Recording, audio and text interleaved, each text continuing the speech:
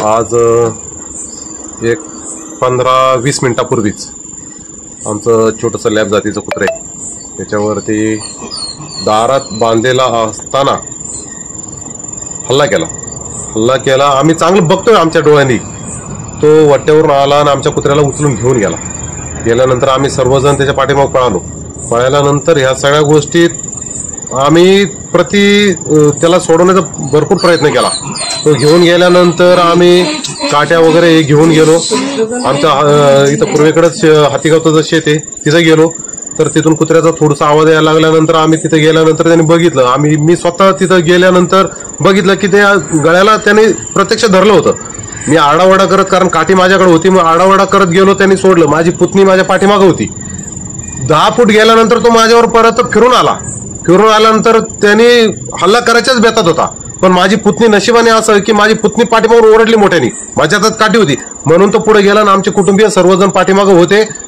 त्याचे आरडाओरड्याचा आवाज आल्यामुळे तो पळून गेला, पण कुत्र्याला एवढं जबर जखमी केलेलं आजही तो जगल याची मला शंका अवघड आहे। एवढं लहानाचं मोठं करायचं पिल्लू, आणि तुम्ही विचार करा त्याची जर तुम्ही अवस्था जर बघितली तर फारच भयानक आहे। आज 4 दिवसापासून हा बिबट्या निरंतर आमच्या दरवाजापाशी येतोय।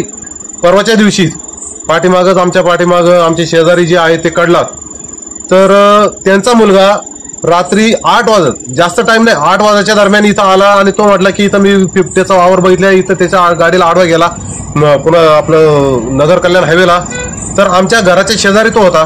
त्याच्यानंतर आम्ही इथून त्यांना आवाज दिला तर त्यांच्या दरवाजा पुढे होता आणि योगायोगाने ते सुद्धा बाहेरच होते।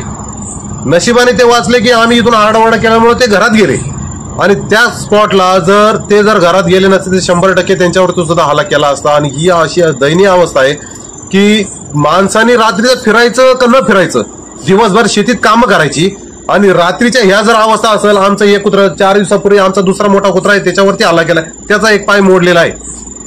काय अवस्था आहे आज आमची, छोटी पोरं आहेत। आमची परिस्थिती फारच भयानक आहे, आणि जर वन खात्याने ह्या जर गोष्टीकडे जर दुर्लक्ष केलं नाही, दुर्लक्षच करतंय 100% ह्या गोष्टी दुर्लक्ष। वन खात्याला आपल्या विभागात किती वाघ आहेत काय सगळं ते टोटली त्यांचं मेजरमेंट आहे, पण हे जाणून बुजून ते दुर्लक्ष करतायत आणि माणसांच्या जीवानिशी खेळतायत। तुम्ही 10 लाख 15 लाख माणसाच्या जीवाला देता, तर आम्ही तर हे तर म्हणतो ना, ठीक आहे 10-15 लाख, आम्ही जे याच्यावरती काम करत ना ऑन फील्डवरती त्यांना दोष देत नाहीये, कारण ते सुद्धा सरकारी कर्मचारी आहेत, पण त्यांच्या वरचे जे आहेत ना ते खुर्चीवर बसतात, त्यांना मी सांगतो 15 लाख देता, 20 लाख रुपये आम्ही देतो शेतकरी। तुम्ही आमच्या जागेवरती येऊन बघा, म्हणजे काय अवस्था आहे। 20 लाख तुम्ही काय माणसाची जीवाची किंमत करता का? हे तळतळीनं बोलतोय आम्ही, शेतकरी आहे, आम्हाला रात्रीचं पाणी भरावं लागतं, पण ही जर अवस्था असेल तर आम्ही जगायचं कसं? हीच कळकळीची विनंती आहे की ह्याच्यावरती तुम्ही ठोस कारवाई करायला पाहिजे। तुमच्याकडे टोटली मेजरमेंट आहे, हे तुम्ही असं काय शेतकऱ्यांना किंवा कोणाला असं आंधळ समजू नका, हे आम्हालाही माहिती आहे की तुमच्याकडे काय आहे सगळं, पण उगाच हे तुमचं माहिती आहे का लपवायचं आहे आणि सगळ्या गोष्टी चालल्यात हेच फक्त आहे। त्याच्यामुळे तुम्ही याच्यावर ठोस कारवाई करणं गरजेचं आहे, नाहीतर रीतसर आंदोलन करावं लागेल, आणि याच्यावरती तर आम्ही तर शेतकरी आता आक्रमक होणारच आहोत, आणि याच्यावरती आम्ही 100% आंदोलन करणार आहे। ही ठोस भूमिका आहे आमची याच्यावरती। 5 दिवसात जर आमचं आता हे कुत्र 100% सांगतो तुमची काय अवस्था बघा, ते 100% मरणार आहे, आणि हीच अवस्था आमच्या टोटल परिसरात आहे।